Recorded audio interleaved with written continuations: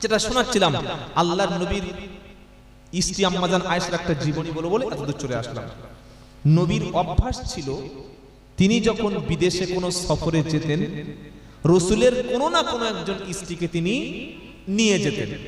হ্যাঁ, এটা আল্লাহ রাসূলের একটা অভ্যাস ছিল, তিনি নিয়ে যেতেন স্ত্রীকে নিয়ে ঘুরতে যাওয়া এটা দোষের না, তবে স্ত্রীটা যেন নিজের স্ত্রী হয়। কথা মনে থাকবে ইনশাআল্লাহ। প্রচুর মুসলমান আছে আমাদের এলাকায়, একটা বৃদ্ধা মহিলা বলছে, হুজুর আমার তো স্বামী মারা গেছে, ছোটবেলা থেকে স্বপ্ন ছিল আজমিরে যাব। কোথায় যাব? আজমিরে যাব। এখন আমার স্বপ্ন স্বামী নিয়ে যায় নাই, মারা গেছে, বৃদ্ধ বয়সে আমাদের পাড়ার লোকেরা সব যাচ্ছে, একটা বাস করেছে বা ট্রেনে যাচ্ছে, আজমিরের ট্রেন দেয় শিয়ালদা থেকে, হাওড়া থেকে, তো আমি যাব। কি বলছেন বলুন? আমি বললাম, শুনুন, একজন মহিলা কোটি টাকার মালিক হলেও একা হজে যাওয়ার কি হযরত আছে? কোটি টাকার মালিক হলেও একজন মহিলা হজে যাওয়ার পারমিশন নাই। হয় ছেলে অথবা বাপ অথবা ভাই অথবা স্বামী, এমন একজন মাহরম ব্যক্তি তার সঙ্গে যাবেন যার সঙ্গে তার চিরস্থায়ী বিবাহ করা হারাম। এরকম মাহরম ব্যক্তি ছাড়া গায়র মাহরম ব্যক্তির সঙ্গে কোন মহিলা হজে যদি না যেতে পারে, পাড়ার লোকেদের সঙ্গে আজমিরে যায় কি করে? কি শুনছেন আপনারা? হ্যাঁ, যেতে পারবে না। স্ত্রীর সঙ্গে স্বামী হজে যাবে, ছেলের সঙ্গে যাবে, বাপের সঙ্গে যাবে, ভাইয়ের সঙ্গে যাবে, কিন্তু ওই দুলা ভাই যাচ্ছে, দুলা ভাইয়ের সঙ্গে হজে যাব অনুমতি নাই। ফুফুতো ভাইয়ের সঙ্গে হজে যাব অনুমতি নাই। চাচাতো ভাইয়ের সঙ্গে হজে যাব অনুমতি নাই। এখানে যদি অনুমতি না পাওয়া যায়, তাহলে বিয়ে বাড়ি, মরণ বাড়ি, আরো নাজায়েজ যে সমস্ত কাজগুলি আমরা আমাদের স্ত্রীদেরকে পাঠিয়ে দিই, কতটা কঠিন গুনাহের সঙ্গে লিপ্ত হয়ে যাচ্ছে একবার খেয়াল করবেন। বিশ্বনবী আম্মা জান আয়েশা সিদ্দিকা রাদিয়াল্লাহু তাআলা আনহাকে নিয়ে নবী সফরে গেছেন, যুদ্ধে বার হয়েছেন। যুদ্ধ থেকে যুদ্ধ শেষ হয়ে যাওয়ার পরে বিশ্বনবী মুহাম্মদ মুস্তাফা সাল্লাল্লাহু তাআলা আলাইহি ওয়াসাল্লাম তিনি মদিনায় ফিরে আসছেন। আস্তে আস্তে সন্ধ্যা হয়ে গেল। নবীজি বললেন, সাহাবারা, রাত পর্যন্ত রাত হয়ে গেছে, এখন মদিনায় পৌঁছানো সম্ভব না, এই জায়গায় তোমরা বসে পড়ো, এখানে তোমরা তাঁবু গাড়ো, যার কাছে যা আছে রাতে থাকার মতো ব্যবস্থা করো। বিশ্বনবী সাল্লাল্লাহু আলাইহি সাল্লাম আলাদা তাঁবুতে সাহাবাদের নিয়ে, আর আল্লাহর নবীর স্ত্রী আম্মা জান আয়েশা আলাদা তাঁবুতে, অন্যান্য সাহাবাদের স্ত্রীরা আলাদা তাঁবুতে তারা রাতে প্রত্যেকে রাত্রি যাপন করলো। পরদিন ফজরের নামাজ পড়ে বিশ্বনবী মদিনার দিকে তিনি চলে যাচ্ছেন। আল্লাহর নবী সাহাবাদের বললেন, তোমাদের মাল সামান পত্র যা কিছু আছে প্রত্যেকে তৈরি করে রেডি করে নিয়ে উটের উপরে উঠে পড়ো, মদিনার দিকে তোমরা যাত্রা করো। একজন ব্যক্তি ছিল, যার নাম হলো হযরতে সফওয়ান রাদিয়াল্লাহু তাআলা আনহু। আল্লাহর নবী বললেন, সফওয়ান, আমি তোমাকে দায়িত্ব দিচ্ছি, সবার শেষে তুমি আসবে, যদি কারোর হারানো মাল সম্পদ কিছু থাকে ওগুলি কুড়িয়ে নিয়ে সংগ্রহ করে নিয়ে চলে আসবে। নবীর অর্ডার হয়ে গেছে। আগের যুগের মহিলারা বাইরে যাওয়ার সময় কি করতেন জানেন? যারা বয়স্ক আছে অনেকে দেখবে, আগে মেয়েরা বাপের বাড়ি যেত দিনের বেলা, রাত্রিবেলা। বলুন না, আগে বয়স্ক যে মহিলাগুলো যারা ছিল, আপনারা বয়স্ক জানেন না, মেয়েরা কিন্তু দিনের বেলা আগে বাপের বাড়ি যেত না। কি আমি ঠিক বলছি না খুব ভুল বলছি বলে মনে হচ্ছে? সন্ধ্যার পরে নিজের পর্দা রক্ষার জন্য সন্ধ্যার পরেই বার হতো। এটা কি আপনারা শুনেছেন না আমি নতুন বলছি? শুনেছেন না? যা বসে আছে মনে হয় সব দিনের বেলা লোক। আর গেলে আগে যে পালকি করে যেত, আগে যে রিকশায় করে যেত, কাপড় দিয়ে চতুর্দিকে ঘিরে দিত। আমার বউয়ের চেহারা, মুখ, সৌন্দর্য সাদা না কালো, বেটে না লম্বা, সাইড না হাইট, এটা অন্য লোক দেখবে, এই লজ্জায় কাপড় দিয়ে ভালো করে ঘিরে নিত। এটা আগের যুগে ছিল।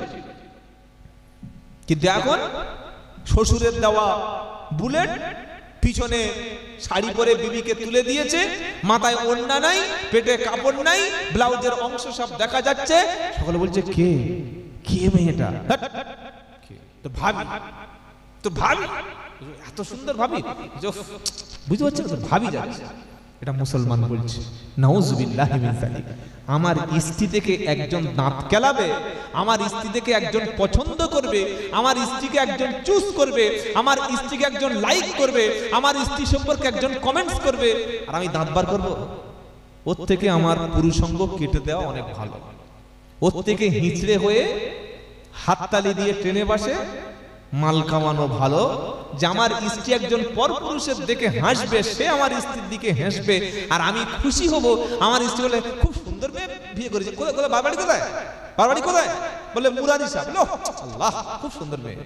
এটা বলছে আর স্বামীর মুখটা আনন্দে ভরে যাচ্ছে। এই হলো দাইগুস। এই কি, এই কি বলেন?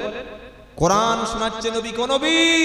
তোমার স্ত্রীকে, তোমার মেয়েদেরকে, মোমেনদেরকে বলো তারা যেন মুখ, পিঠ, বুক, চেহারা খুলে না যায়।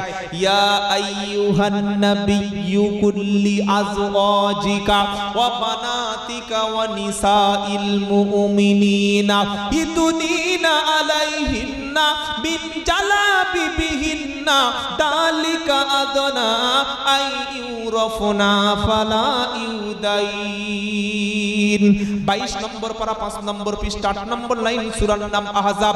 কোরআন শোনাচ্ছে ইয়া আইয়ুহান নবী, ও আমার প্রিয় নবী, কুল বলুন, লি আজওয়াজিকা তোমার স্ত্রীদেরকে, ওয়া বানাতিকা ওয়া নিসাইল মুমিনিন তোমার কন্যাদেরকে, মুমিন নারীদেরকে নবী তুমি বলে দাও। কি বলবে নবী? তুমি বলো তারা জানো আজওয়াজিকা বানাতিকা ওয়া নিসাইল মুমিনিন ইদুনিনা আলাইহিন্না মিন জালাবিবিহিন্না মাথার যে উপরের ওড়নাটা, মাথার যে উপরের চাদরটা, এটা তাদের চেহারাটা যেন সুন্দর করে জিলবাব দিয়ে, জালবাব দিয়ে, চাদর দিয়ে তারা যেন তাদের চেহারাটা ঢেকে নেয়। জোরে বলুন সুবহানাল্লাহ। এটা ফুরফুরা পীর সাহেবের ফতোয়া না, দেওবন্দীদের ফতোয়া না, মুফতি সাহেবের ফতোয়া না। কথাকার জোরে বলেন।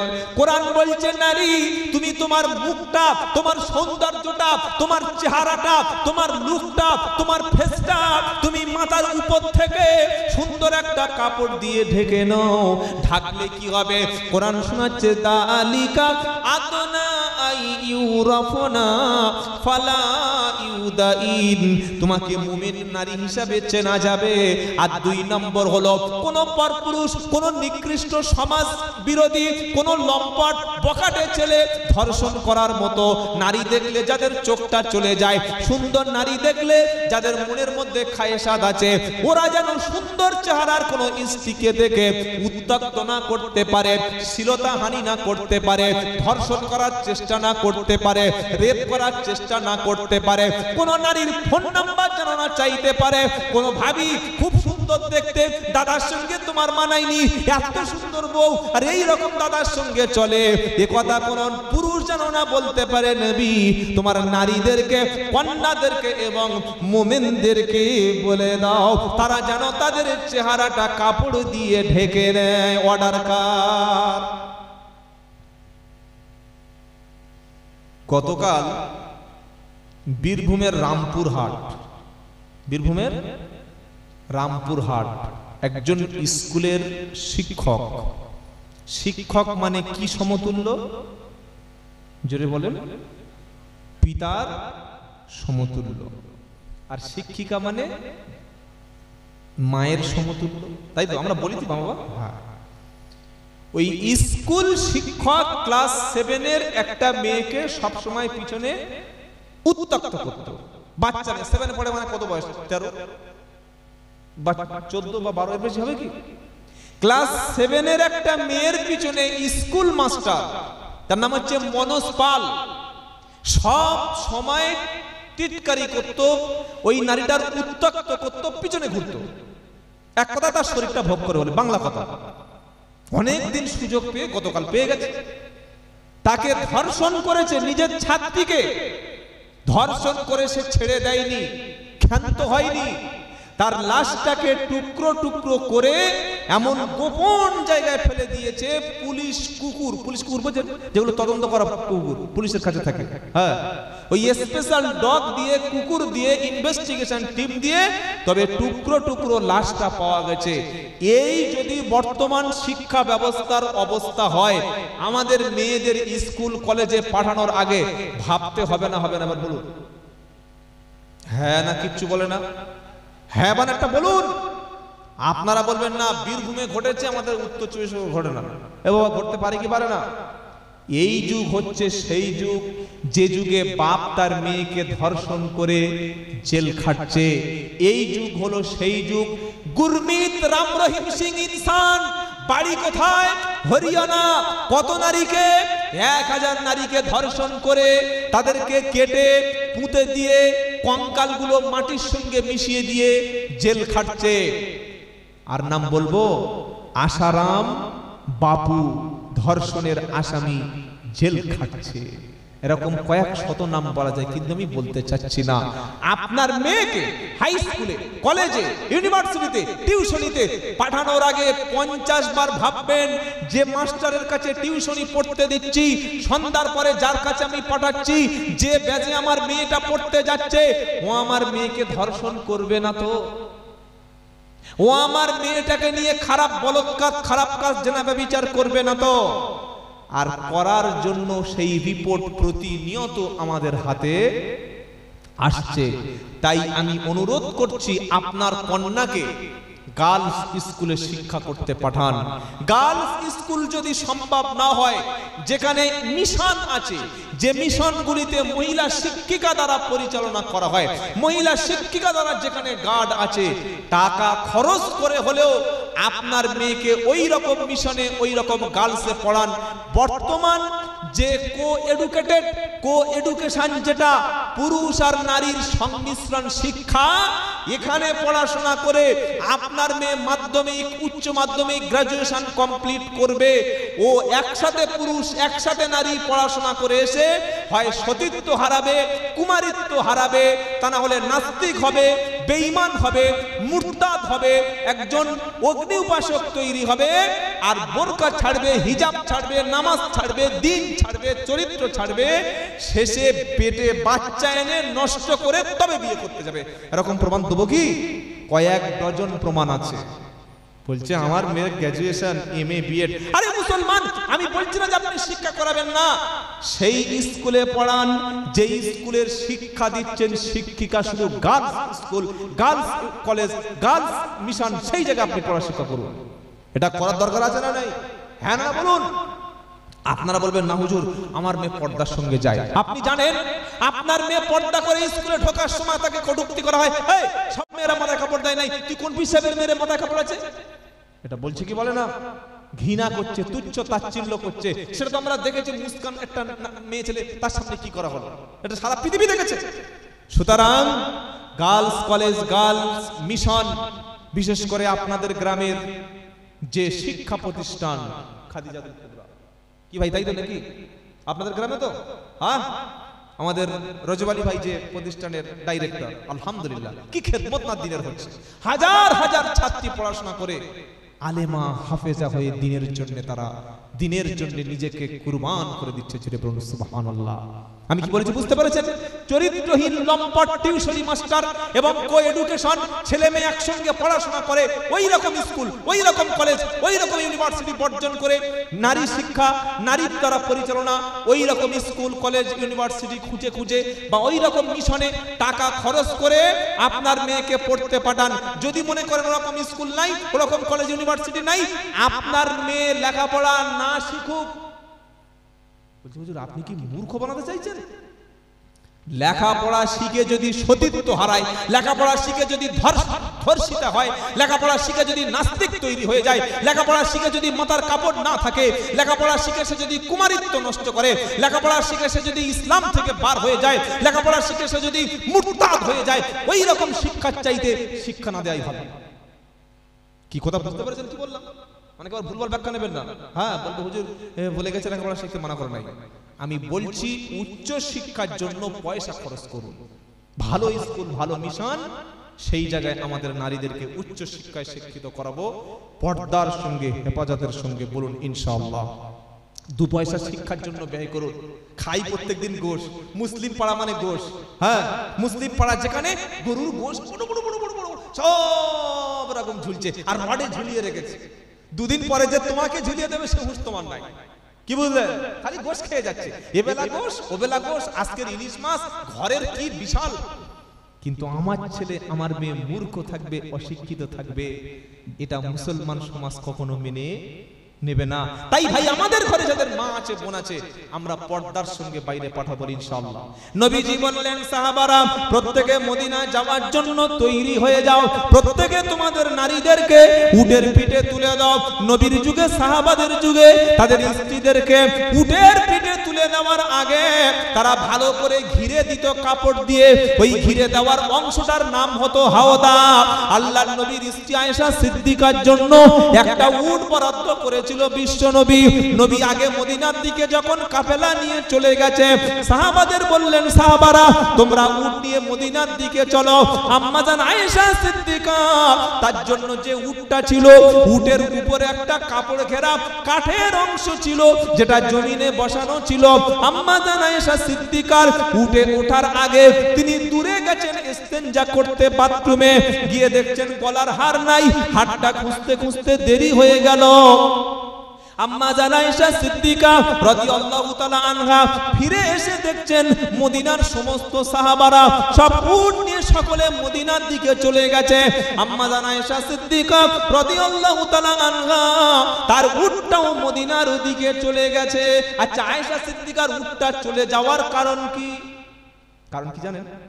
উটের উপরে ওই যে কাপড় দিয়ে ঘেরা যে হাওদা কাঠের অংশটা, ওটা এমন পর্দা ছিল যে ওর ভিতরে কে আছে বা না আছে কেউ উকি মেরে দেখতো না। 1 নম্বর। আর 2 নম্বর হলো আয়েশা সিদ্দিকা উনি মানে রুগ্ন ছিল, হালকা, অত্যন্ত হালকা চেহারা, খুব হালকা, একদম মানে চেহারাটা খুব হালকা।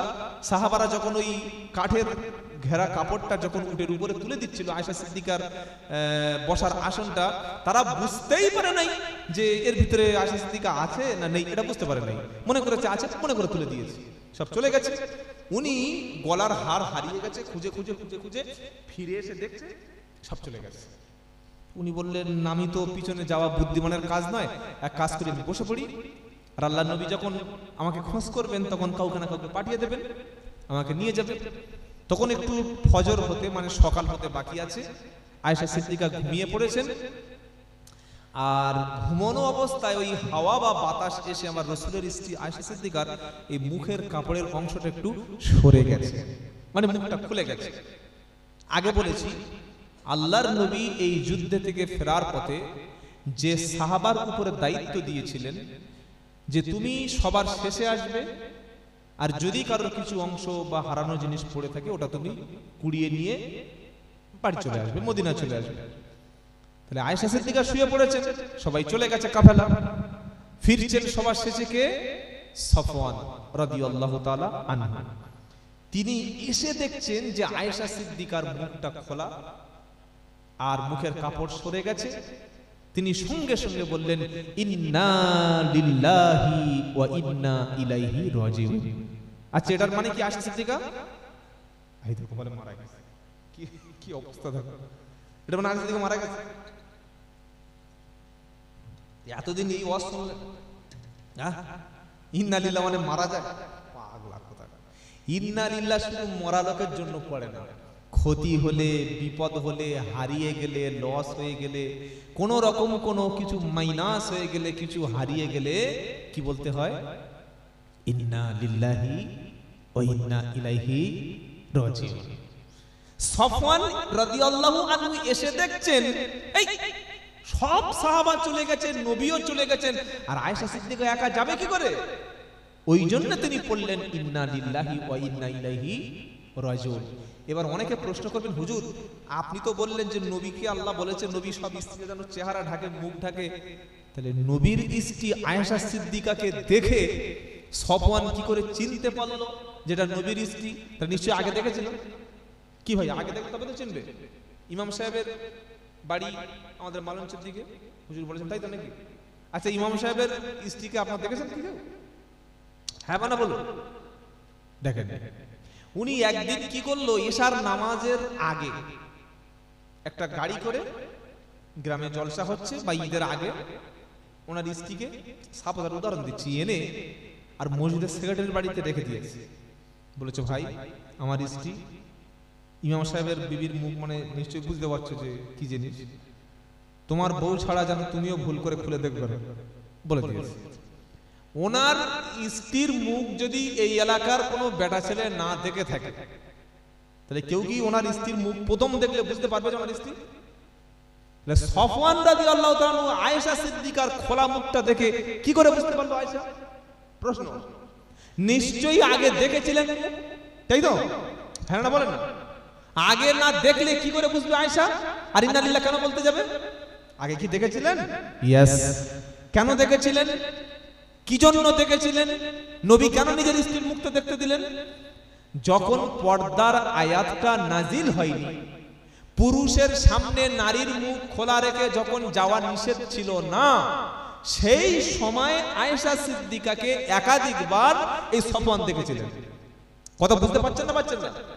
ওই রাত জেগে ভূত হয়ে আর বুঝতে পারবেন না, গিয়ে শুয়ে পড়বেন, ও বক্তব্য না শোনার চাইতে আমি গিয়ে ঘুমানো অনেক ভালো।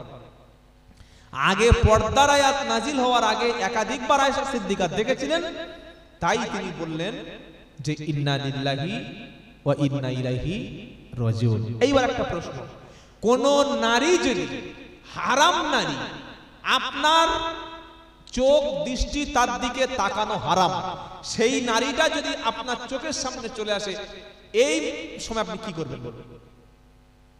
কি করবেন? একটা ফোনে ছবি তুলে নেবেন। হ্যাঁ, কোরআন বলছে কি, কুল্লিল মুমিনিনা ইয়াগুদ্দু মিন আবসারিহিম ওয়া ইয়াহফাযু ফুরুজাহুম। 18 নম্বর পারা, 12 নম্বর পৃষ্ঠা, 5 নম্বর লাইন, 30 নম্বর আয়াত, সূরার নাম নূর। আল্লাহ বলছেন, হে বিশ্বের মুমিনেরা, হে বেটা ছেলেরা, কুল্লিল মুমিনিন, হে নবী আপনি মুমিন পুরুষদেরকে বলুন, ঈমানদার মুসলমানদের বলুন, ইয়াগুদ্দু, তারা যেন নিচু করে, সংযত করে, কি মিন আবসারিহিম, তাদের দৃষ্টি সমূহ, তাদের চক্ষুগুলি তারা পরনারী থেকে যেন তারা নিচু করে, তাদের চোখকে যেন কন্ট্রোল করে, ওয়া ইয়াহফাজু ফুরুজাহুম, তাদের লজ্জাস্থানগুলি, তাদের গোপন অঙ্গগুলি অপর নারী থেকে যেন হেফাজত করে। জোরে হবে না? এই পাড়ায় একটা মেয়ে ছেলে মারা গেছে, জানাজার নামাজ পড়তে যাবে, সকলে বলছে মাইয়াতটা একটু নামাজ। আমাদের সেই বুড়ি চাচি, অনেক দিনের বৃদ্ধা মহিলা মারা গেছে, সকলে মিলে একটু দেখি, বলুন সবাই দেখতে পাবে কিনা? হ্যাঁ না বলেন? সবাই দেখে কিনা? দেখে না? মেয়ে ছেলে সবাই দেখে না? জোরে বলেন। সবাই দেখতে পায়, এটা তো সুস্পষ্ট নাজায়েজ এবং হারাম। আমার বাড়িতে টাকার দরকার, বন্ধনের লোন নেব, মহিলা সমিতি করব, আমি আব্দুল্লাহ জুবায়ের যদি মহিলা সমিতির অফিসারের সঙ্গে যোগাযোগ করে 30,000 টাকা লোন চাই, টাকা দেবে? দেবে কি? কাকে পাঠাতে হবে? বউকে। বউ বোরকা পরে গেলে মাল দেবে? দেবে না। বউয়ের মুখ দেখাতে হবে, আই কার্ড দেখাতে হবে, প্যান কার্ড দেখাতে হবে, আর ব্যাংকের অ্যাকাউন্ট দেখাতে হবে।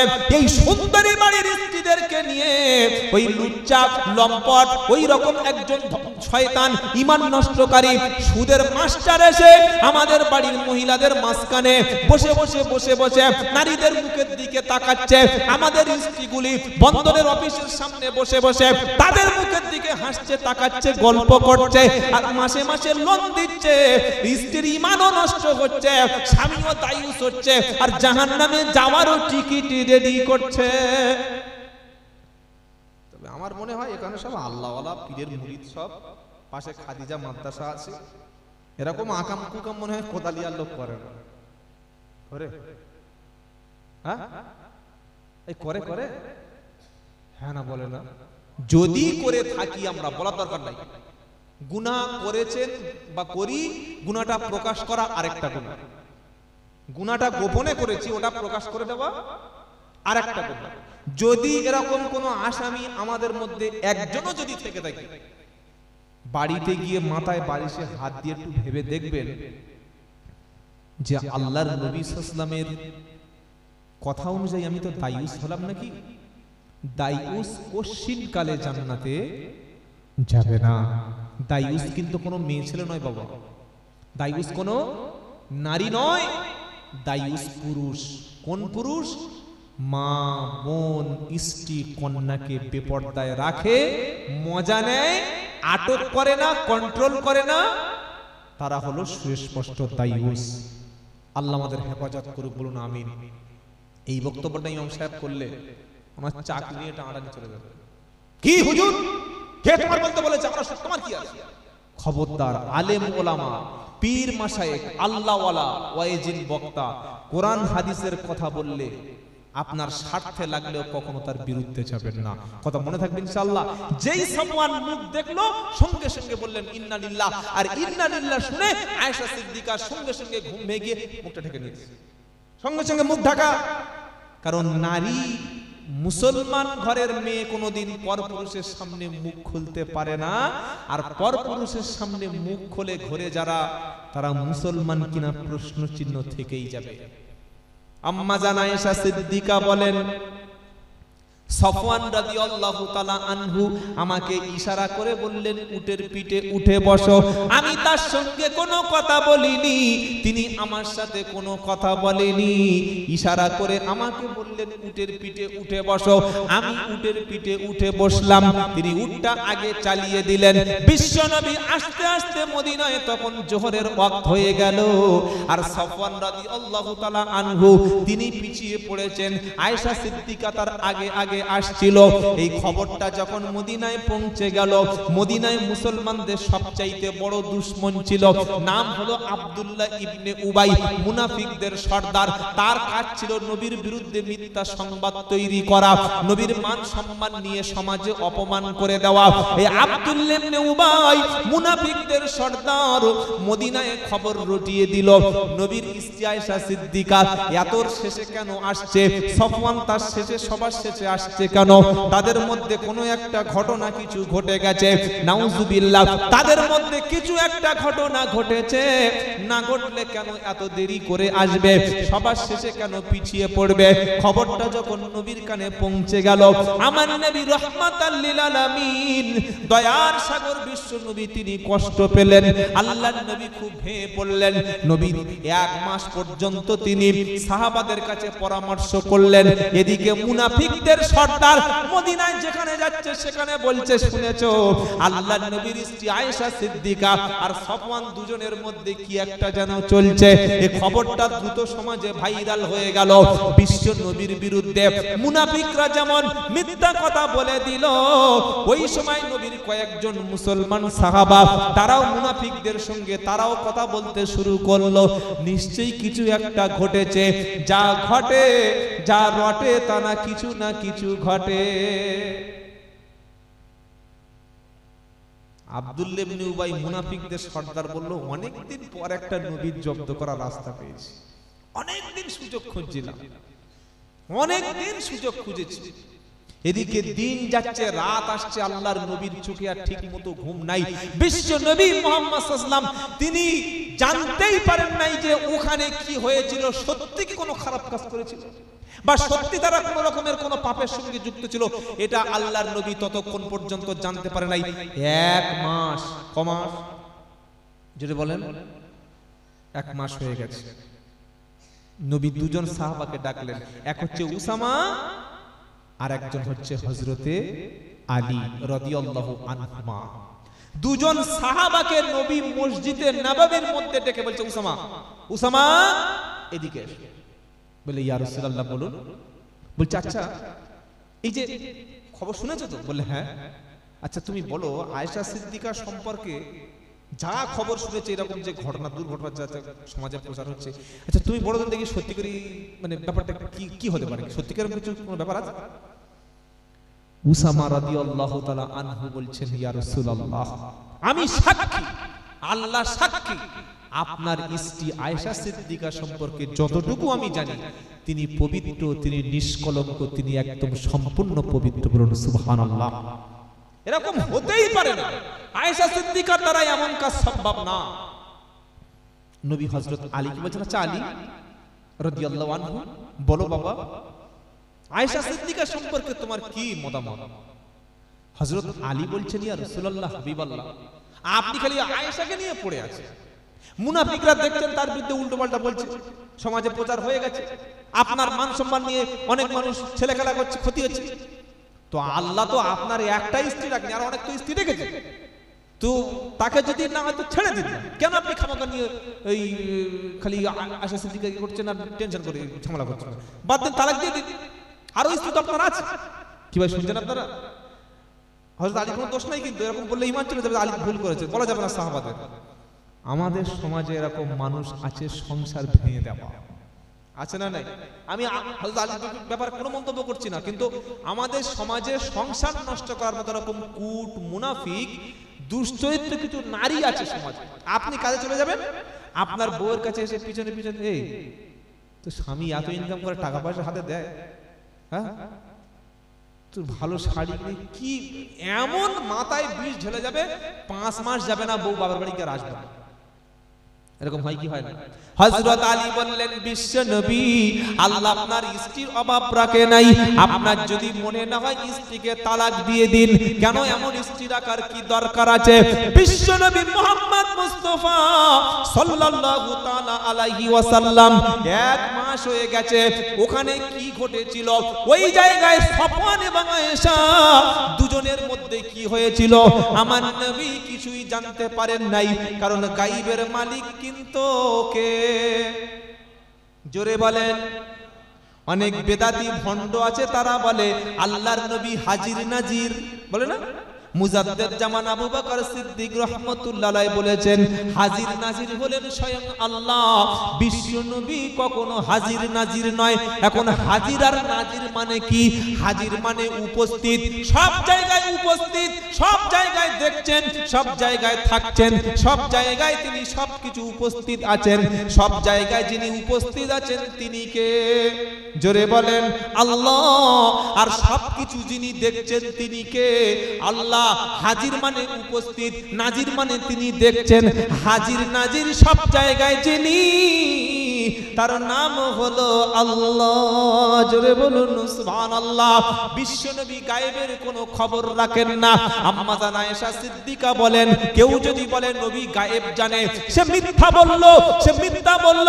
হে মুসলমান, অনেক ধোঁকাবাজ, চিটিংবাজ, বদমাইশ আছে, যারা বিবির গলার হার হারিয়ে গেলে, আপনার বাড়িতে চুরি হয়ে গেলে হাত গুনিয়ে গুনিয়ে বলে দেয় অমুক ব্যক্তি তোর চুরি করেছে, অমুক ব্যক্তি তোর হাতটা নিয়েছে, অমুক ব্যক্তির কাছে গেলে তোর মালটা পাওয়া যাবে। 1 মাসের মধ্যে তোর বিবি একটা বিপদে পড়বে, সামনে মাধ্যমিক পরীক্ষায় তোমার ছেলে ফেল করবে, তোমার ব্যবসাটা 6 মাস পরে লালবাতি জ্বলে যাবে। এই যে গায়েবের খবর বলে, আল্লাহ বলছেন গায়েবের খবর আমি আল্লাহ জানি, আমি ছাড়া কেউ। জোরে বলেন। যদি আল্লাহর নবী গায়েব জানতেন, তাহলে 1টা মাস বিশ্ব নবী কেন টেনশন করবেন, কেন চিন্তা করবেন? চোখটা বন্ধ করে, একবার চোখটা বন্ধ করে বিশ্ব নবী বসে বসে তাহলে দেখে নিতে তো পারতেন যে ওই জায়গায় সফওয়ান আর হযরতে আয়েশার মধ্যে কোনো কিছু হয়েছে কিনা। নবী চোখটা বন্ধ করে দেখে নিতে পারতেন। 1 মাস বিশ্ব নবীর কাছে ওহী আসা পর্যন্ত তিনি কিছুই বুঝতে পারলেন না। তার মানে বিশ্ব নবী গায়েবের খবর রাখেন না, আল্লাহ দিলেই তবে তিনি জানতেন। জোরে বলেন। বললে হুজুর ভুলভাল বোকা বুঝিয়ে দিচ্ছেন, দলিল কি আছে বলো? যোগ্য আলেম আছে, মসজিদে গিয়ে কোরআন খোলো। কুল্লা আকুলু লাকুম ইনদি খাযাইনুল্লাহ ওয়ালা আলামুল গায়ব ওয়ালা আকুলু লাকুম ইন্নী মালাক। 7 নম্বর পারা 12 নম্বর পৃষ্ঠা 12 নম্বর লাইনের 50 নম্বর আয়াত সূরার নাম আনআম।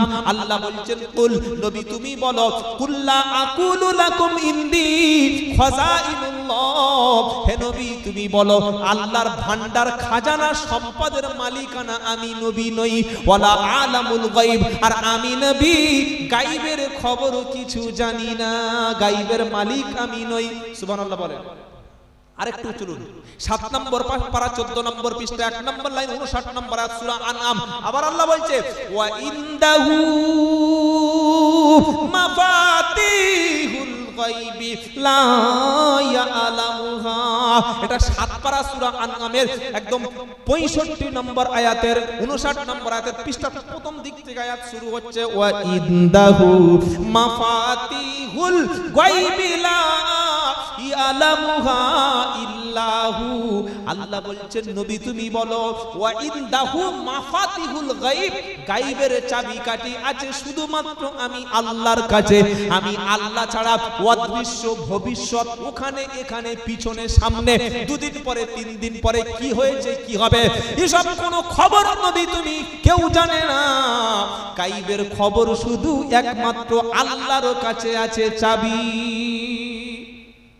চাবি যার কাছে থাকবে গোডাউনের খবর সেই জানে। আল্লাহ বলছে গায়েবের খবর আমি জানি, আর কেউ জানে না। সুবহানাল্লাহ বলুন। আবার সূরা আরাফ খুলুন, আরাফ 9 নম্বর পারা 14 নম্বর পৃষ্ঠা 1 নম্বর লাইন 188 নম্বর আয়াত কুল্লা আমলিকু লিনাফসি নাফআন ওয়ালা দাররান ইল্লা মাশা আল্লাহ ওয়ালাউ কুনতু আলামুল গায়বা লাস্তাকসারতু মিনাল খায়র। আল্লাহ বলছেন নবী তুমি বলো আমি আমার নিজের ভালো নিজে মন্দের মালিক নই। এটা নবীকে বলতে বলছেন। ইল্লা মাশাআল্লাহ, আল্লাহ চাইলে আলাদা। আর ওমা মাসানিয়াসু, নবীকে আল্লাহ বলছেন বলো কুল্লা আমলিকু লি নাফসি নাফা ওয়ালা দাররা ইল্লা মাশা ওয়ালাউ কুনতু আলামুল গায়ব। আমি নবী যদি গায়বের খবর জানতাম, ভবিষ্যতে কি হবে, অমুক জায়গায় কি হবে, চোখ বন্ধ করে যদি জেনে নিতে পারতাম, তাহলে ভালো ভালো কল্যাণ ভালো জিনিসগুলো সব আমি ধরে নিতাম। আর ওমা মাসানিয়াসু, কোনো অকল্যাণ কোনো ক্ষতি কোনো বিপদ আমাকে স্পর্শ করতে পারত না। বলুন সুবহানাল্লাহ। আর একটা কঠিন আয়াত শুনে নিন 20 নম্বর পারা 1 নম্বর পৃষ্ঠা 13 নম্বর লাইন 65 নম্বর আয়াত সূরার নাম নামল।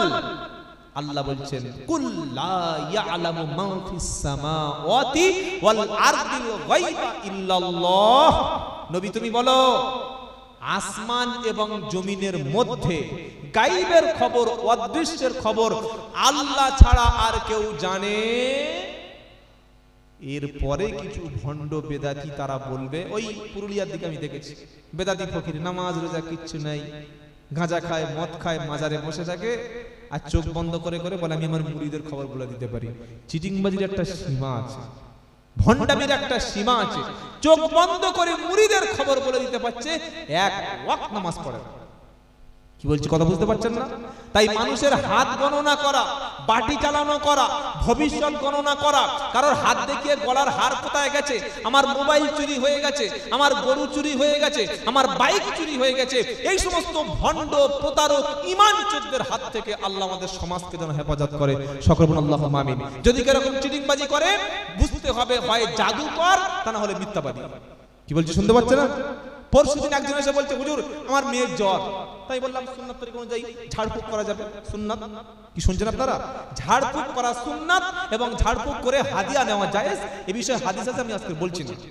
বলুন একটু ঝাড়ফুঁক করে দিন, সূরা ফাতিহা আয়াতুল কুরসি ফালাক নাস পড়ে ফুঁক দিলাম। বলল হুজুর 4 দিন আগে আমার বাড়িতে একজন এসেছিল গুনুনি, এসে আর এটিএম কার্ড বার করে আমার মেয়ের বাচ্চা মেয়ের হাতের উপরে বসিয়ে দিয়েছে। এটিএম কার্ড দিল, এটিএম কার্ডের চতুর্দিকে কলম দিয়ে দাগ টেনে দিয়েছে। শুনছেন আপনারা?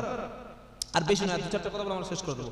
দাগ টেনে দিয়ে এবার মানুষের চামড়া কি এরকম করলে ছোট হয়ে যাবে, আর এরকম করলে হ্যাঁ দাগটা বড় হয়ে যাবে।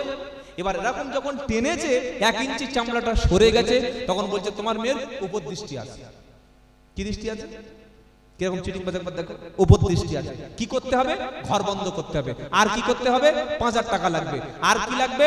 বললে তোমার মেয়ের যদি তুমি তদবির আমার কাছ থেকে না করো, যে কোনো মুহূর্তে তোমার মেয়েকে জিনেরা নিয়ে গায়েব করে দেবে। তুই জানলি কি করে ভাই? তুমি কি গায়েবের খবর জানো? তুমি কি জানো এই চিটিংবাজি, জোচ্চোর, প্রতারক, ধান্দাবাজ ধর্ম নিয়ে ব্যবসা যারা করে, গাইবের খবর, ভবিষ্যতের খবর, আগামীকাল কি হবে, ওখানে কি হারিয়ে গেছে কেউ বলতে পারে না। একমাত্র সবকিছু কে জানেন? জোরে বলেন, আল্লাহ ছাড়া। আল্লাহর নবী স্ত্রী আয়েশা সিদ্দিকা বলছেন, আমি অসুস্থ হয়ে পড়লাম, 1 মাস হয়ে গেল। আগে নবীজি আমাকে দেখতেন, ট্রিটমেন্ট করতেন, সালাম দিতেন, কিন্তু এই ঘটনা তখন আয়েশা সিদ্দিকা জানতে পারে নাই। নবী আসে আর সালাম দেয়, খালি বলে আয়েশা কেমন আছো বলে চলে যায়। 1 মাস পরে আয়েশা সিদ্দিকা বলছেন, আমি চলে গেলাম বাপের বাড়ি। তাহলে ভালো করে শুনুন, 1 মাস হয়ে গেছে, নবী চোখ বন্ধ করে একবার যদি দেখে নিতে পারতেন যে দেখি তো সত্যি আয়েশা সিদ্দিকা স্বপনের সঙ্গে কোনো কিছু রকম যা শুনতে হয়েছে কি, নবী ইচ্ছা করলে চোখ বন্ধ করে দেখে নিতে পারতেন না? পারতেন না? জোরে বলেন। কারণ গাইবের ব্যাপারে আল্লাহ জানে, তার রসুল তিনি নিজে গাইবকে কন্ট্রোল করার মতো ক্ষমতা রসুলের ছিল। অদৃশ্যের খবর, ভবিষ্যতের খবর, ওখানে কি হচ্ছে এগুলো পৃথিবীর কেউ বলতে পারে না। নবী বলতেই পারে নাই, কষ্ট, টেনশন। 1 মাস পর আয়েশা সিদ্দিকা ঘরে চলে গেল, গিয়ে বিছানায় শুয়ে পড়েছে, খাচ্ছে না, কান্নাকাটি করছে। আয়েশা সিদ্দিকা বাপের বাড়ি গিয়ে সেখানে শুনতে পেলেন তার আব্বা, তার মা সকলেই খবরটা জানে। বলছে, আয়েশা তুমি জানো না? বললে কি? বললে আল্লাহ রাসূল এই তোমার স্বপনের সঙ্গে এই ঘটনাগুলো ঘটে গেছে। এটা শুনে আয়েশা সিদ্দিকা ভেঙে পড়লেন, খাচ্ছেন না, কান্নাকাটি করছেন। 1 মাস পর্যন্ত আয়েশা সিদ্দিকা বিছানায় পড়ে আছে। 1 মাস পরে আয়েশা সিদ্দিকার বাড়িতে বিশ্বনবী তাশরীফ নিয়ে গেলেন। একবার জোরে বলুন সুবহানাল্লাহ। নবী যখন ঢুকছেন আয়েশা সিদ্দিকার ঘরে, তখন আম্মাজান আয়েশা সিদ্দিকার আব্বা নবীর সাহাবা আবু বকর সিদ্দিক আল্লাহর কোরআন তেলাওয়াত করছে। একবার জোরে হবে না সুবহানাল্লাহ? আবু বকর সিদ্দিক বলছে, ও আয়েশা, বললে কি? বলে তোমার বিশ্ব রাসূল আসছে। শুনছেন? রাসূল আসছে। আয়েশা সিদ্দিকা এরকম কাঠের একটা যে ওই মানে খাট মতো, ওর উপরে শুয়ে ডান দিকে কাঁধ হয়ে শুয়ে আছে। রাসূল গিয়ে বললেন, আসসালামু আলাইকুম। এ ভাই, বিবির সঙ্গে যখন আমাদের ঘরে গিয়ে দেখা হবে, আমরা প্রথমে কি কথা বলবো? হ্যাঁ, বিবিকে সালাম দেওয়া সুন্নাত, বাচ্চাকে সালাম দেওয়া সুন্নাত, শালীকে সালাম দেওয়া। শালী সালাম দেওয়া, শালীকে সালাম দিলে কি হবে? ফেরেশতারা জুতো ভিজিয়ে মারবে, কাঁচা মারবে না, আজ হবে। শালীকে সালাম দেওয়া জায়েজ না, মনে থাকবে। যার সঙ্গে আপনার বিয়ে করার মতো ক্ষমতা থাকবে, ভবিষ্যতে যাকে বিয়ে করার সুযোগ থাকবে, তাকে সালাম দেওয়া যাবে না। আর যার সঙ্গে বিয়ে করার কোনো সুযোগ নাই, তাকে সালাম দেওয়া যাবে। কথা মনে থাকবে ইনশাআল্লাহ। হুজুর বলেছে সবাইকে সালাম দাও। এই গার্লস স্কুলের সামনে দাঁড়িয়ে আছে, মেয়েরা যাচ্ছে, বলছে আসসালামু আলাইকুম, জুতো খুলে মুখে মারলো। পরের দিন বললে, হুজুর কি বক্তব্য করলে, মুখ ছিঁড়ে গেছে। বললে, কাকে সালাম দিলে? বললে, কলেজের মেয়েকে। তো দিতে বলেছিল? হ্যাঁ, তো দিতে বলেছে সালাম, মেয়েদের সালাম দিতে বলেছে। যাকে তাকে সালাম, সালাম কাকে দিবেন একবার দেখো। বিশ্ব নবী বললেন, আসসালামু আলাইকুম আয়েশা। আয়েশা সিদ্দিকা কাঁদছেন। আমার নবী গিয়ে বলল, আয়েশা সালাম দিয়ে। আম্মা জান আয়েশা সিদ্দিকা বলেন, আল্লাহর নবী সালাম দিয়ে আমার মাথার কাছে খাটের উপরে বসলেন। বসে বলল, আয়েশা সত্যি করে তুমি বলো, তোমার এবং সফওয়ানের মধ্যে যে ঘটনাটা ছড়িয়ে গেছে, মুসলমানরা কথা বলতে শুরু করেছে, সত্যি যদি কোনো অপরাধ করে থাকো, কোনো গুনাহের কাজ করে থাকো, তোমরা তওবা করে নাও, আল্লাহ রাব্বুল আলামিন তিনি ক্ষমা করে দেবেন। তওবা করো। আর যদি কিছু ভুল না হয়ে থাকে আয়েশা, আল্লাহ তোমার পক্ষে অবশ্যই সাক্ষী দেবে। জোরে বলুন সুবহানাল্লাহ। আম্মা জান আয়েশা সিদ্দিকা বলছেন, আমি কি উত্তর দেব কিছু বুঝতে পারি নাই। আমি তো কোনো ভুল করি নাই, কোনো অপরাধ করি নাই, কেন তওবা করব? আয়েশা সিদ্দিকা বলছেন, আমি এই সময় একটাই কথা মুখ দিয়ে বললাম, আমি সবর করব, আমি ধৈর্য ধরব, ওই রকম সবর করব যেরকম সবর ইয়াকুব নবী তার ছেলে ইউসুফকে কুয়ায় যখন ফেলে দেওয়া হয়েছিল, ছেলেকে হারিয়ে বাপ যখন কান্নাকাটি করে চোখটা অন্ধ হয়ে গিয়েছিল, নবী ইউসুফ যখন বাপ হারা হয়ে গিয়েছিল, ইয়াকুব নবী বলেছিলেন ফাসাবরুন জামিল ওয়াল্লাহুল মুস্তাআনু আলা মা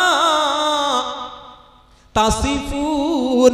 আমি উত্তম সবর করব, তোমরা যে বিষয় বলছো ওই বিষয়ে আমার আল্লাহ আমার সাহায্যকারী। জোরে বলুন সুবহানাল্লাহ। আল্লাহর নবীর স্ত্রী আয়েশা বলছেন আমি সবর করা ছাড়া কিছু নই বলে তিনি বাম পা কাত ফিরে শুয়ে পড়লেন।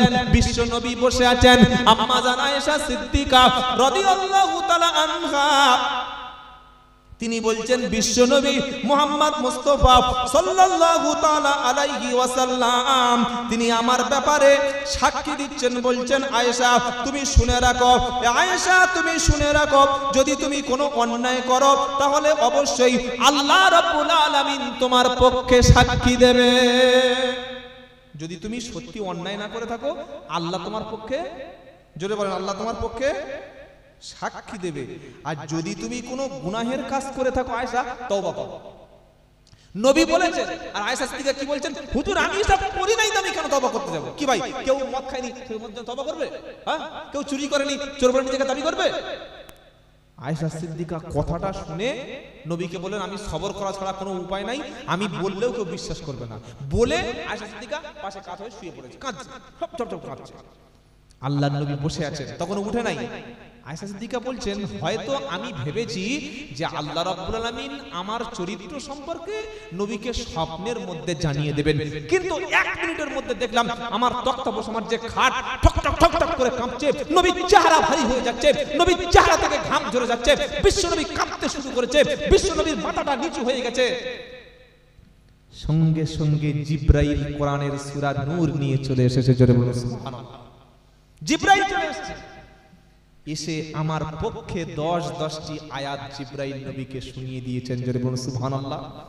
জিবরাইল এসে কি বলছে, ইন্নাল্লাযীনা জাউ বিল ইফকি উসবাতুম মিনকুম লা তাহসাবুহু শাররাল লাকুম বাল হুয়া খায়রুল লাকুম। সূরা নূর 18 নম্বর পারা 10 নম্বর পৃষ্ঠা 10 নম্বর আয়াত 5 নম্বর লাইন আল্লাহ পাক শোনাচ্ছে, ইন্নাল্লাযীনা জাউ বিল ইফকি উসবাতুম মিনকুম, নিশ্চয়ই যারা আপনার রাসূলের বিরুদ্ধে আপনার স্ত্রীর বিরুদ্ধে মিথ্যা অপবাদ রচনা করে এনেছে নবী, তারা তোমাদের লোক। আচ্ছা, নবীর বিরুদ্ধে যে অপবাদগুলো স্ত্রীর বিরুদ্ধে দিচ্ছিল তারা কি বাইরের লোক না নবীর ঘরের লোক? মুসলমানদের মধ্যে মুনাফিক আর মুসলমানরা। বাল হুয়া শাররুল লাকুম, আল্লাহ বলছেন তারা ভেবেছে, তুমি হয়তো ভেবেছো তোমার জন্য এটা অকল্যাণকর, আমি আল্লাহ বলছি এটা তোমার জন্য ভালো। জোরে বলুন সুবহানাল্লাহ। এই কটা আয়াত বলে আমরা কথা শেষ করব। নবী, যারা অপবাদ রচনা করে এনেছে এরা তোমাদেরই লোক, এরা বাইরের লোক না। দ্বিতীয় কথা আল্লাহ বলছেন, কি বলছেন, লাউলা ইদু সামিতুমুহু দন্নাল মুমিনিনা ওয়াল মুমিনাতি বিআনফুসিহিম খায়রা।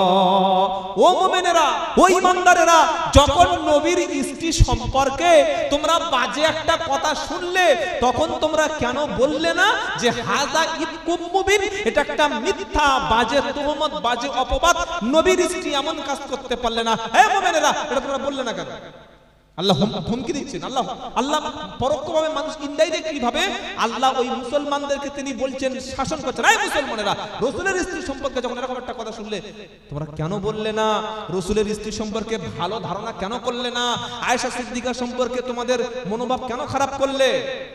3 নম্বর কথা আল্লাহ কি বলছেন, লাউলা জাউ আলাইহি বিআরবাআতি শুহাদা, অথবা তোমরা 4 জন সাক্ষী আনলে না কেন? শরীয়তে কোন নারীকে মিথ্যা তোহমত দিলে, জিনার তোহমত দিলে 4 জন সাক্ষী লাগে। কজন জোরে বলেন? 4 জন। 4 জন সাক্ষী আনলে না কেন? ফাইজলাম ইয়াতু বিশাহাদাতি ফাউলাইকা ইন্নাল্লাহিহুমুল কাযিবুন। যে তোমরা 4 জন সাক্ষী আনতে পারো নাই তোমরা সব মিথ্যাবাদী। কে বলছেন? আল্লাহ বলছেন, নবী ওরা আপনার স্ত্রীকে নিয়ে মিথ্যা বদনাম দিয়েছে, কিন্তু 4 জন সাক্ষী হাজির করতে পারে নাই, ওরা কি মিথ্যাবাদী। তারপর কি বলছে শুনুন, আল্লাহ বলছেন ওয়ালাউলা ফাদলুল্লাহি আলাইকুম ওয়া রাহমাতুহু ফিদ দুনিয়া ওয়াল আখিরাহ। হে নবী, আল্লাহর দয়া যদি ওই মুসলমানদের উপরে থাকতো যারা মিথ্যা অপবাদ রটনা করিয়েছে, যদি আল্লাহ না দয়া করতেন, লামাসাকুম ফিমা আফাদতুম ফিহি মিন আযাবিন আযীম, ওদের কঠিন শাস্তিতে আল্লাহ গ্রেফতার করে দিত। সুবহানাল্লাহ বলতে ইচ্ছা করে না? আল্লাহ দয়া করে ওদের ছাড় দিয়ে রেখেছে। তারপর আল্লাহ কি বলছেন? ইয তালাক্কাউনাহু বিআলসিনাতিকুম ওয়া তাকুলুনা বিআফওয়াহিকুম মা লাইসা লাকুম বিহি ইলম। ও মুসলমানেরা, নবীর স্ত্রীর বিরুদ্ধে বাজে কথা তোমরা যখন মুখে মুখে প্রচার করছিলে আর মুখ দিয়ে উচ্চারণ করছিলে, যখন সমাজে ছড়িয়ে দিচ্ছিলে, তোমরা সেই কথা মুখে বলছিলে যেটা তোমাদের অন্তরের মধ্যে জানা ছিল না। ওরা জানা ছিল? ওরা কি শিওর যে নবী ইস্তিকাত করতে পারে? মুখে মুখে ছড়াচ্ছিল, 5 জন বলেছে আর 10 জন বলে দিচ্ছে। আল্লাহ বলছেন শোনো, ওয়াতাহসাবুনাহু হাইয়িনা, তোমরা মনে করেছিলে এটা মামুলি ব্যাপার। কি? হ্যাঁ, খুব ভালো লাগছে নবীর স্ত্রী, এরকম এটা তুচ্ছ মনে করেছিলে, কিন্তু ওয়াহুয়া ইনদাল্লাহি আযীম, এটা আল্লাহর কাছে ছিল গুরুতর একটা অপরাধ। জোরে বলুন সুবহানাল্লাহ। এবার আল্লাহ বলছেন ওয়ালাউলা ইদ সামিতুমুহু কুলতুম মা ইয়াকুনু আন নাতাকাল্লামা বিহাদা সুবহানাকা হাদা বুহতানুন আযীম। হে মুসলমানেরা, যখন তোমরা এরকম কথা শুনলে তখন তোমরা কেন বললে না যে এমন কথা বলা আমাদের দ্বারাই উচিত নয়, এটা একটা মিথ্যা অপবাদ, মিথ্যা কথা, এটা কেন তোমরা বললে না? এবার আল্লাহ উপদেশ দিচ্ছে, কি বলছে? ইয়াইদুকুমুল্লাহু আন তাউদু লিমিসলিহি আবাদা ইন কুনতুম মুমিনিন। আল্লাহ উপদেশ দিচ্ছেন, আল্লাহ নসিহত করছেন, হে মুমিনেরা, আল্লাহ তোমাদের এবারে ক্ষমা করে দিয়েছেন। তোমরা যদি ঈমানদার দাবি করো, ভবিষ্যতে আল্লাহ রাসূলের স্ত্রীর ব্যাপারে এমন কোন কথা বলো না। আয়েশা সিদ্দিকা বলছেন, আমি শুয়ে আছি পাশের দিকে মুখ ফিরিয়ে, আমার সম্পর্কে জিবরাইল এসে বিশ্ব নবীর সামনে কোরআন দিয়ে বলে গেল, আয়েশা সিদ্দিকার নামে যারা মিথ্যা অপবাদ দিয়েছে তারা ঘোরতর অন্যায় করেছে, আয়েশা সিদ্দিকা নির্দোষ। নারায়ে তাকবীর। এটা হলো সূরা নূর। সূরা নূরের এই 10টি আয়াত নাজিল করে আল্লাহ রাব্বুল আলামিন আয়েশা সিদ্দিকার চরিত্রের পক্ষে সার্টিফিকেট দিয়েছেন। একবার জোরে হবে না সুবহানাল্লাহ? বাবাজিরা, আল্লাহওয়ালা ভাইরা, আমরা যারা নবীর জীবনী শুনলাম, নবীর আদর্শ আমরা দীর্ঘক্ষণ শ্রবণ করলাম, আমরা আমাদের সমাজকে পরিবর্তন করতে চাই কি চাই না? জোরে বলেন। আল্লাহর নবীর জীবনী আদর্শ এটা বলে ওয়াজ করে নসিহত করে শেষ করা সম্ভব নয়। 2 ঘন্টা বা 2.5 ঘন্টা বক্তব্য করা মানে আটলান্টিক মহাসাগর থেকে 1 বালতি পানি তুললে যতটা হয়, 2 ঘন্টা নবীর জীবনী শুনলে। আমি আল্লাহ তোমাদেরকে মানুষের কল্যাণে, জনগণের কল্যাণে আমি আল্লাহ বাছাই করেছি। জোরে হবে না সুবহানাল্লাহ? আমাদেরকে কে বেঁচেছেন? নিজের থেকে আমরা এসেছি নাকি? কি গো? আল্লাহ আমাদের বেঁচেছেন মানুষের কল্যাণে। তোমরা কি কাজ করবে? তা'মুরুনা বিল মা'রুফি ওয়া তানহাউনা আনিল মুনকার, যত সৎ কাজ আছে, ভালো কাজ আছে, আদেশ দেবে। আর কি? অন্যায়, অপকর্ম, অসৎ কাজ থেকে মানুষকে বিরত রাখবে। একবার সুবহানাল্লাহ বলবেন না? কিছু কিছু এলাকায় বাবা গিয়ে দেখি জলসায় 20 জন, আর মেলায়, জোরে বলেন, মেলায় কত কত হাজার। ওই এই উত্তর 24 পরগনার ওই জায়গাটার নাম ভুলে যাচ্ছি, সম্ভবত ওই মসলন্দপুরের দিকে, ওই দিকে হবে। সেদিন ছিল ওই আইপিএল খেলার একদম ফাইনাল খেলা। আইপিএল খেলা হয় না? ফাইনাল। তো জলসায় ঢুকছি, দেখি মেলায় 1000 খানেক নারী আর পুরুষ, আর মেয়েরা যা ড্রেস পরেছে, ওই ড্রেস কোন স্ত্রী তার স্বামীর কাছে পরে বলে খুব মানে কম মনে হয়। এবার বুঝে নিন কি ড্রেস পরেছে, জলসায় পরেছে, মুসলমানের মেয়ে। অমুসলিমদের কথা আমার বলার দরকার নেই, বলবো না, মুসলমানের মেয়ে ওই রকম হট ড্রেস পরে জলসায় ছেলেদের সামনে ঘুরছে। আমার গাড়িটা পার করতে গিয়ে কমিটির ছেলেদের ঘামবার হয়ে গেছে, ঢুকতে পারছে না, এত ভিড়, হাজার হাজার ছেলে পুলে। যেমন এই কার্তিক মাস আসলে কুকুর কি করে দেখেছেন? কি করে কুকুর সব তাহাজ্জুদ পড়ে, তাই তো নাকি?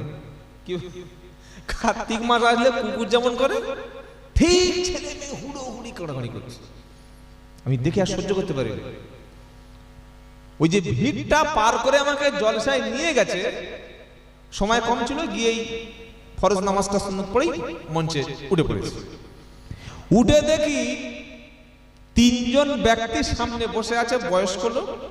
আমার দেখে মনে হলো যে এরা বিপত্নিক, মানে বউডৌ মরে গেছে। একেবারে এরকম লোক না হলে জলসায় এসে বসবে না। 3 জন বৃদ্ধ লোক, চুলদাড়ি পেয়ে গেছে, সবার করে হাঁটু এরকম মুড়ে বসে আছে, মানে কোনো জায়গায় বাড়িতে গেলে খাওয়া দেবে কিনা একটা সন্দেহ আছে, যাওয়ার জায়গা নেই।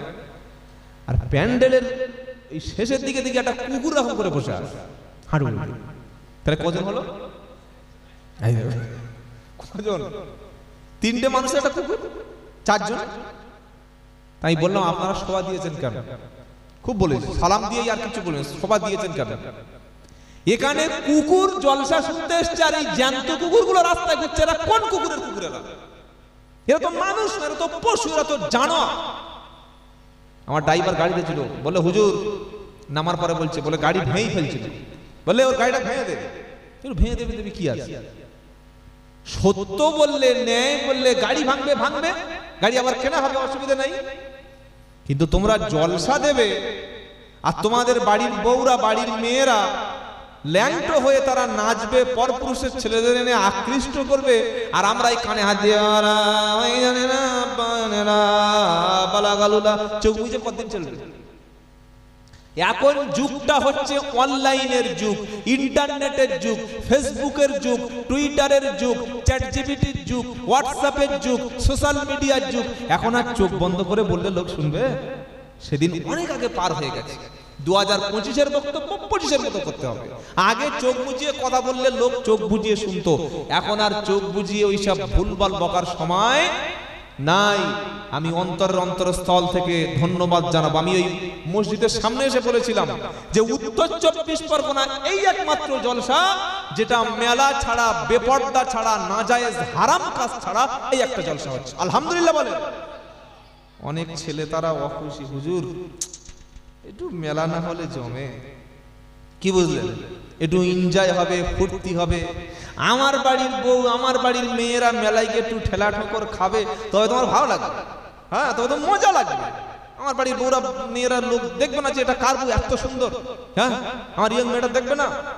এই কাজ থেকে আপনারা বিরত থেকেছেন, এর বরকতটা ইনশাআল্লাহ এখানে হাসিল আল্লাহ করাবেন, বলুন ইনশাআল্লাহ। ভালো কাজ করার জন্য নবীর উম্মতকে আল্লাহ নির্দেশ দিয়েছেন, হে উম্মত তোমরাই শ্রেষ্ঠ, ও উম্মত তোমরাই শ্রেষ্ঠ। কেন? সৎ কাজের আদেশ করবে, অসৎ কাজের, যদি বলেন সৎ কাজের আদেশ করবে, অসৎ কাজের নিষেধ করবে।